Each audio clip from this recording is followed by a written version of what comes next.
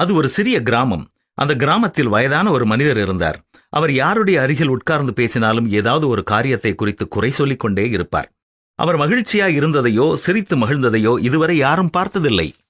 அவர் எப்பொழுதுமே கவலையோடு இருப்பார். அவர் அருகில் உட்கார்ந்து பேசும்பொழுது மகிழ்ச்சியோடு பேசுவதும் தவறாகி விடுமோ என்று பலர் அவர் அருகில் வராமல் அவர் தனிமையில் கொஞ்சம் கொஞ்சமாக ஒதுக்கப்பட்டார். அவருக்கு 80 வயது ஆன பொழுது யாரும் எதிர்பாராத ஒரு அற்புதம் அவருடைய வாழ்க்கையிலே நடைபெற்றது. அன்று முதல் அவர் குறை சொல்வதை விட்டுவிட்டார். எப்பொழுதும் திருப்தியோடும் மகிழ்ச்சியோடும் காணப்பட்டார். ஊர் முழுவதுமே இவரை குறித்துதான் பேசியது. அந்த ஊரில் தைரியமுள்ள ஒரு சிலர் ஒன்று சேர்ந்து அவரிடத்தில் போனார்கள். ஐயா, உங்களுக்கு என்ன ஆனது?